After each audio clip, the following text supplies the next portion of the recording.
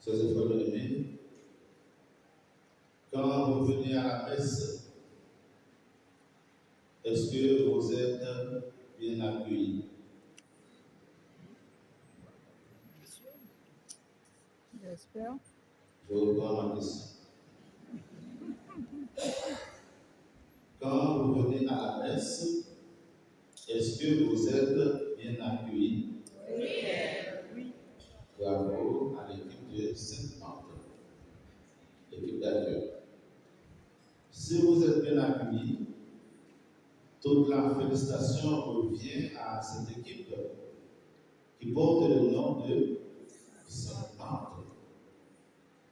Une équipe qui est là pour vous accueillir, vous aider à trouver une place pour suivre la messe. Même si parfois il y a certaines petites résistances, mais elles sont toujours là au rendez-vous.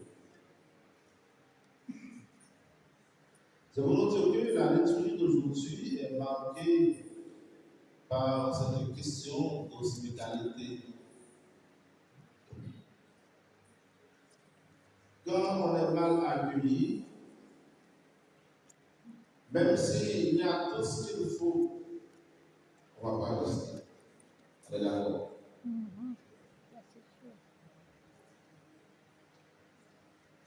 Même si vous avez une belle chambre, un beau lit, de bons repas, si la personne qui accueille n'accueille pas en réalité, est-ce que vous allez rester? Non, vous n'allez pas rester.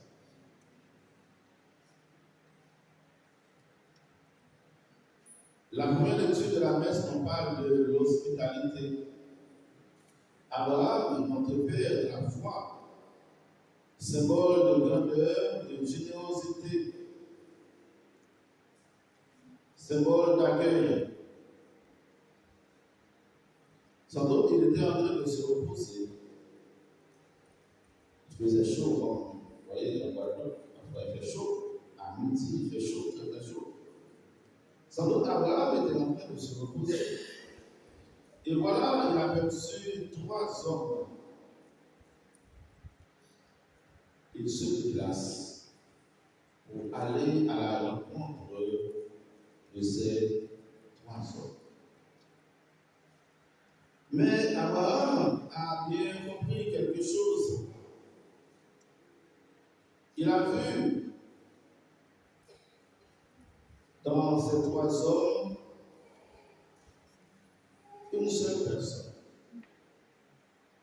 Et c'est pourquoi il dit mon Seigneur. Il n'a pas dit mes seigneurs. Il a dit mon Seigneur. Et les pères de l'Église, comme nous disons pères de l'Église, ce sont les évêques qui ont vécu avec les premiers apôtres, qui ont reçu directement la tradition de l'Église. Les pères de l'Église voient ces 3 hommes comme la Sainte Trinité, Dieu Père, Fils et Esprit. Mais dans la réalité, est-ce qu'il y a plusieurs dieux? Non. Il y a un seul Dieu, comme on dit en 3 personnes. le Père qui crée, le Fils qui sauve et l'Esprit Saint qui sanctifie.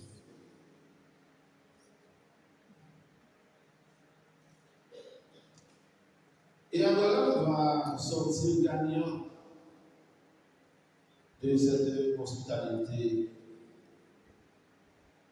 Abraham, avec son épouse Sarah, les deux étaient déjà avancés en âge, comme Anne et Joachim.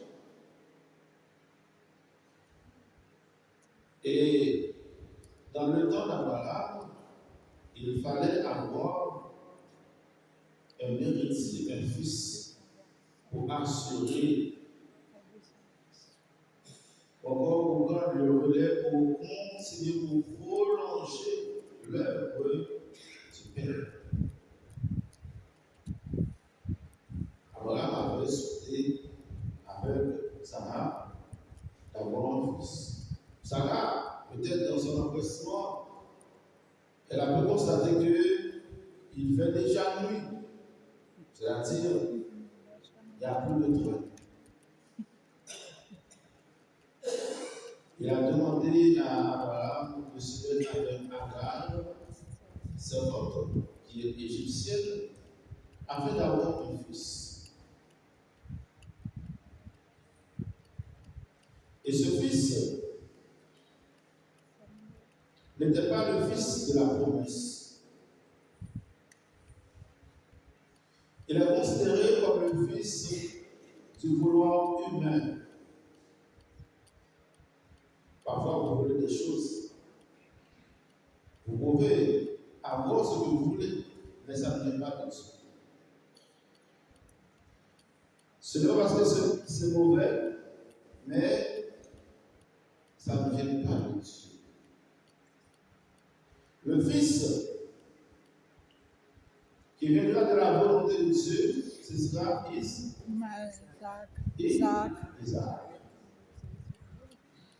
Isaac est considéré comme le fils de la foi, le fils que la foi a engendré. Le fils selon la volonté de Dieu. Et c'est Isaac qui va prolonger l'œuvre de son Père.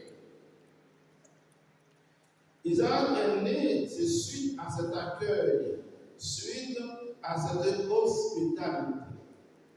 C'est pour nous dire que quand nous recevons Dieu dans notre vie, le gagnant, c'est nous. Dieu laisse toujours quelque chose de bon dans la maison de celui ou celle qui l'accueille. Et c'est pourquoi il nous dit, à travers son Fils Jésus, celui qui vous accueille, m'accueille. Et celui qui m'accueille, accueille celui qui m'envoie, c'est-à-dire Dieu. Il y a un prolongement.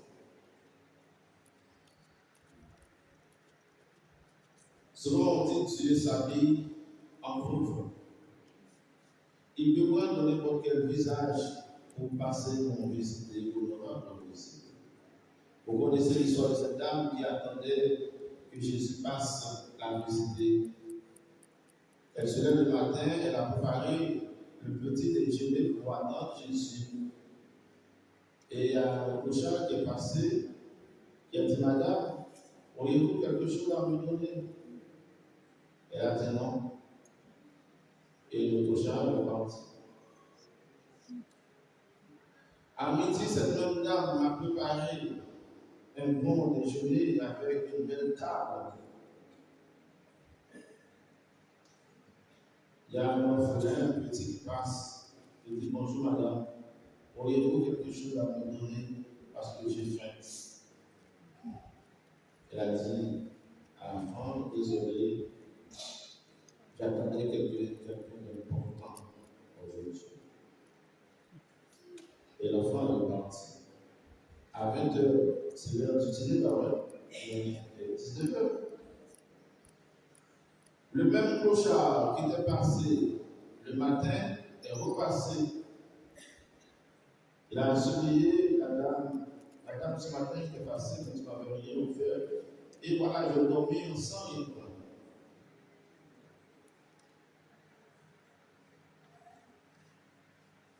Il est reparti avec le ventre vide. Et quand cette dame qui était une pieuse, quelqu'un qui prie, elle est allée faire sa prière, sa dévotion, comme on dit. Elle dit, Jésus, mais je t'attendais. J'ai préparé le petit déjeuner, le dîner, et tu n'es pas venu.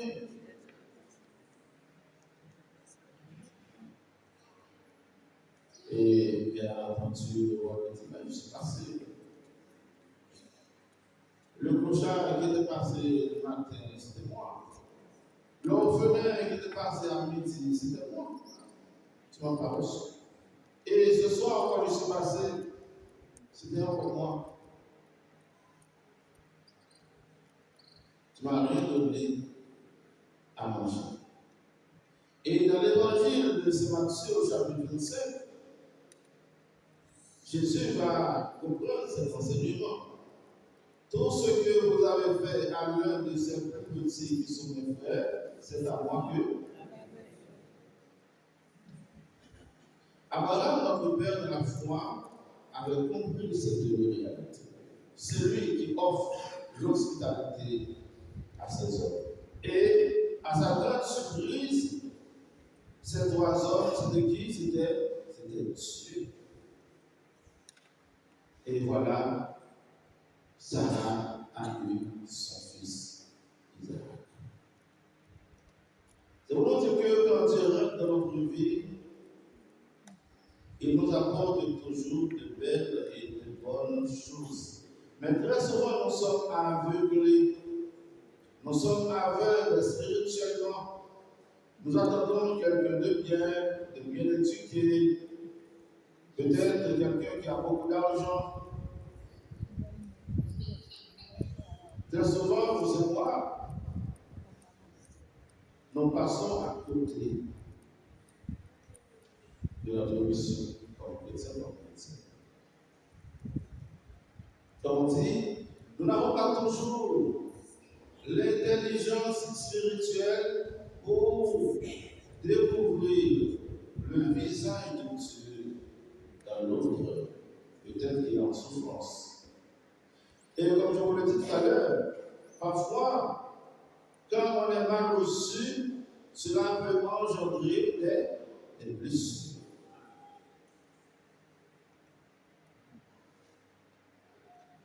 On m'a raconté l'histoire de maman qui est allée voir sa fille qui était aux études. Et en arrivant, l'enfant n'a pas reçu sa mère. La mère est passée la nuit dehors. Cette maman, toute sa vie, va porter cette blessure, cette souffrance. Pensant qu'elle serait bien accueillie par sa fille, une fille qu'elle aime, et voilà sa grande déception, elle n'est pas reçue, elle n'est pas accueillie. La fille a fermé la porte. Peut-être dans l'assemblée, il a déjà vécu cette réalité. Vous allez quelque part et vous n'êtes pas reçu.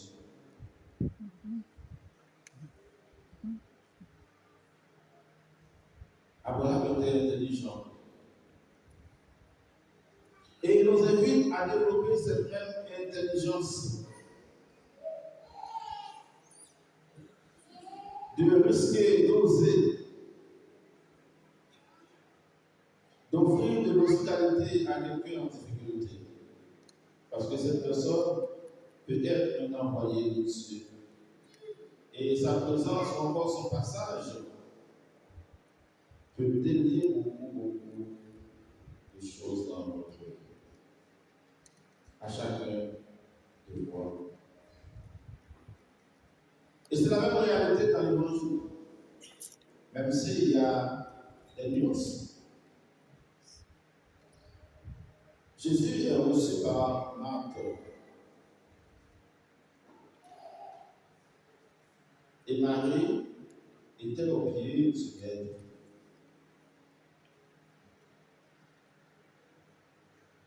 Sans doute, Marc, était un peu blessée par le comportement de sa sœur, Marie, qui ne l'aidait pas à la cuisiner.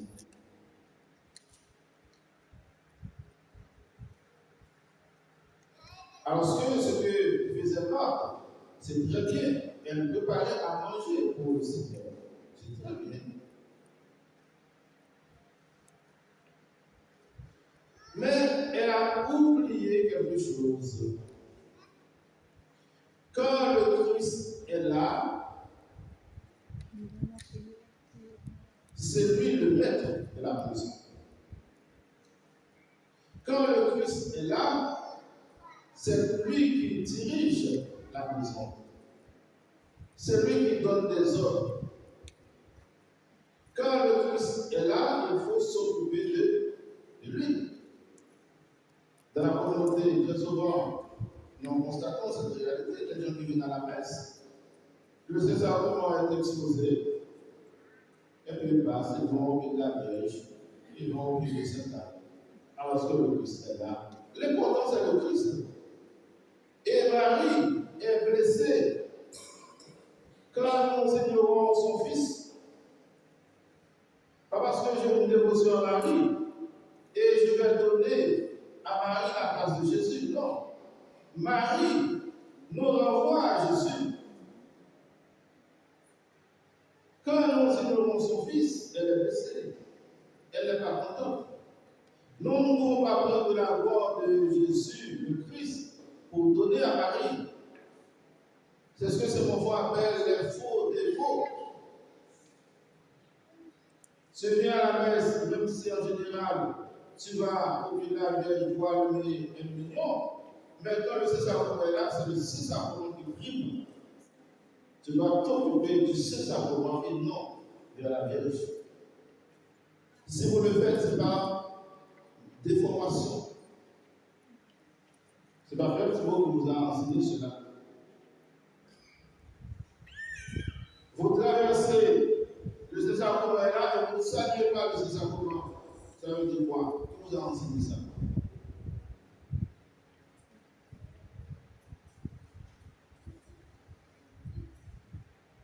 On s'incline devant le Maître. On s'incline devant le Seigneur. Sinon, on ne le comprend pas.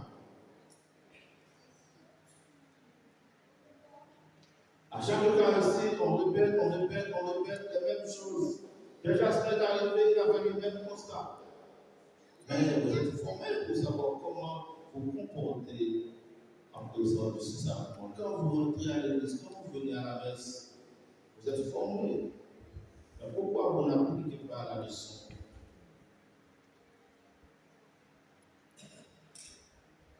C'est une application, comme sur votre portable, il y a des applications, vous téléchargez l'application et c'est tout.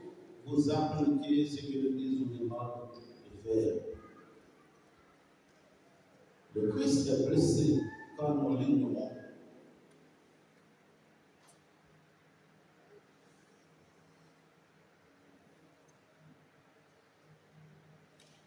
Chers amis, frères et sœurs de paix, si on parle de blessure, c'est qu'il y a aussi des gens qui blessent quand même. Oui.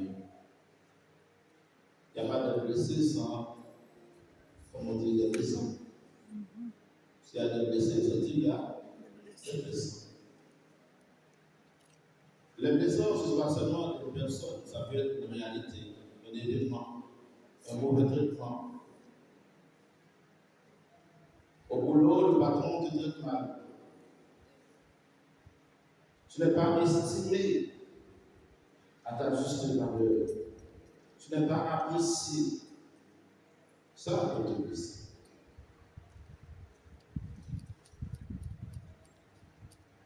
Comme je le disais tout à l'heure, un enfant peut blesser sa mère, aussi bien que son père, à travers son comportement, à travers son attitude, à travers ses paroles, à travers ses réactions. Des enfants qui donnent de mauvaises réponses à leurs parents. Des enfants qui parlent à leurs parents, c'est comme n'importe qui. sans respect, sans révérence. Tout cela peut vous blesser.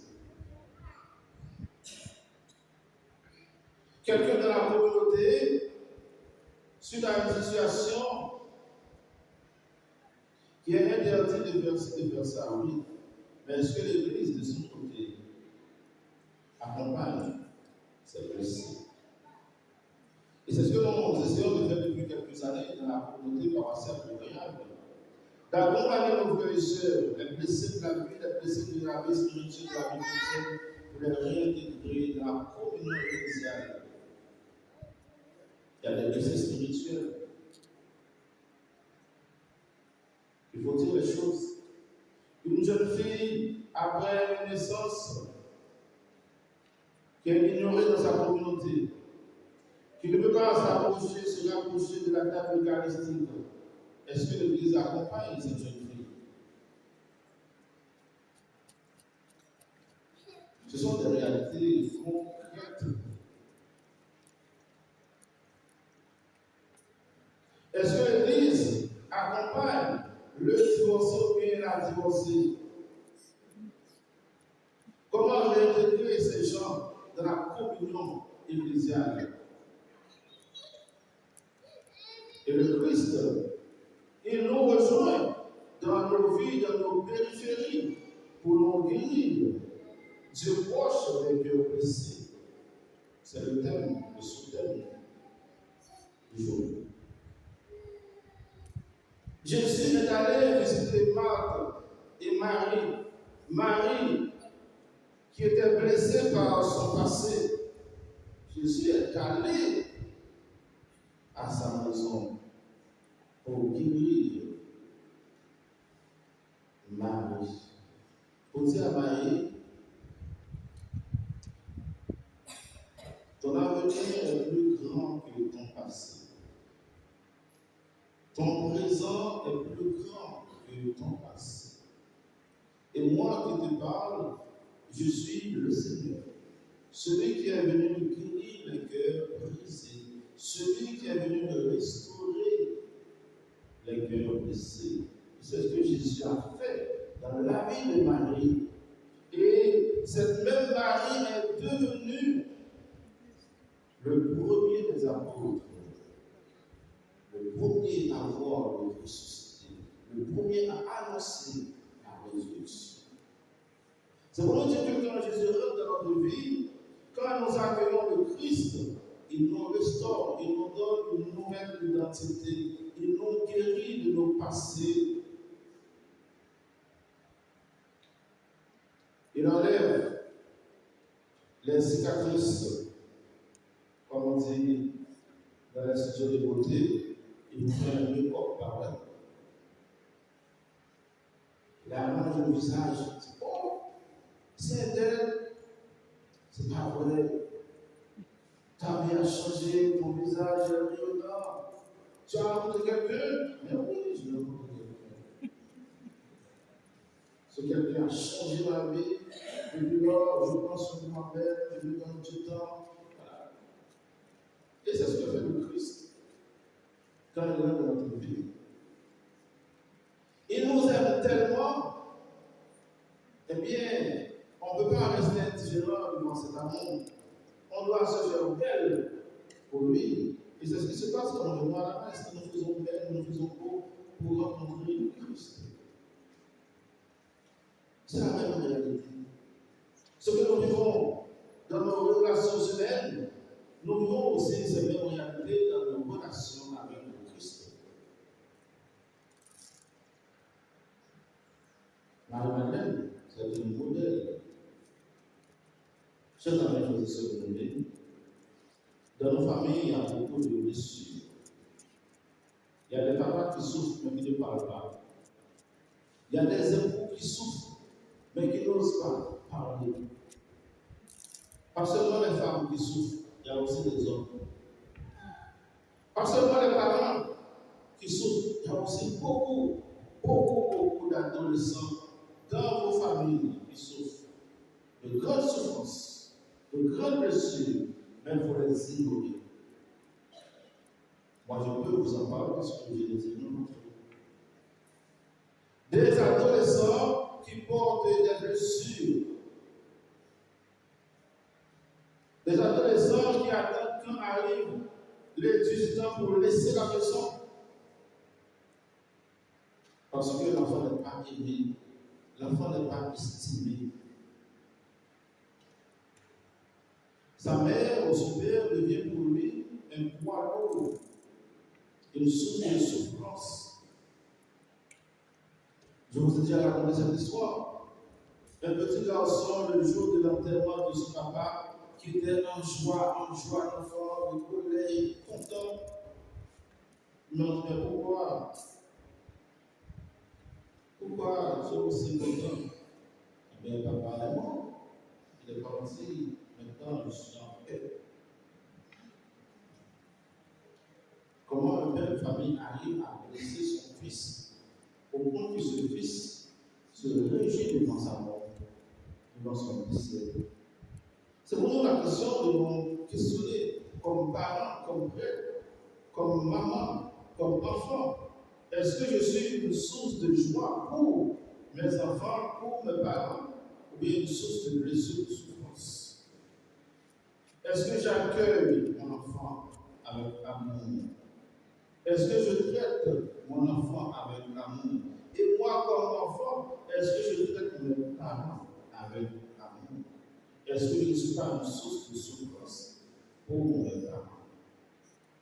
Nous allons demander à cette année de nous aider à retrouver la santé spirituelle, la santé de l'âme, que nous soyons des hommes et des femmes guéris, que nous soyons des chrétiens et des chrétiennes guéris, consolés, et que nous soyons à notre tour des sources de consolation, des sources de guérison les uns pour les autres. Qu'il en soit ainsi, au nom du Père,